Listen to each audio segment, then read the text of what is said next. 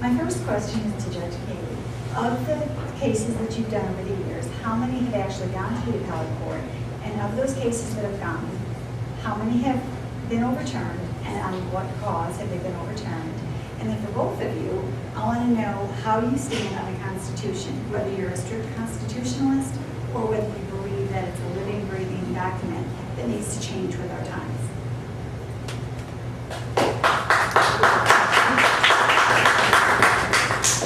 Well, I'm 100% accountable to the United States Constitution.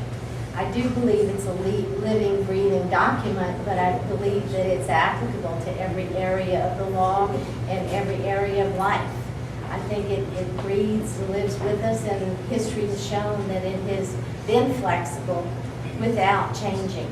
So I'm 100% supportive of it as it stands. Now, as far as how many cases, I don't know. I have about 600 cases filed a year in my court, and I've been on the bench for 12 years now, so I don't know what you can do those figures.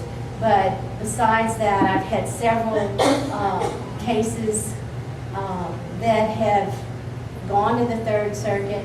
I have several that I have been affirmed, and a few of them that I've been reversed. I've also had a few cases that were remanded back to me.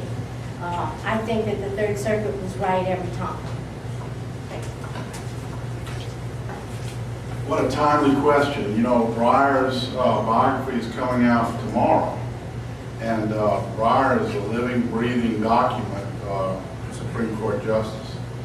I prefer Scalia. Scalia's biography is about a year old. It's called American Original, and I highly recommend it to you. He's called an originalist, and it's just the opposite. I believe that Scalia is right. I do not believe the Constitution is a living, breathing document. It shouldn't be adapted by those 9 people to whatever they think happens to be right or wrong at whatever time they happen to think it. I think we have a couple of problems with the Constitution. Number one, it doesn't cover everything. It really doesn't. Where it doesn't cover it, where there wasn't an idea among the founders about that particular issue, we have a process. It's called amendment. It's not supposed to cover everything. Just because something is important doesn't mean it's in the Constitution.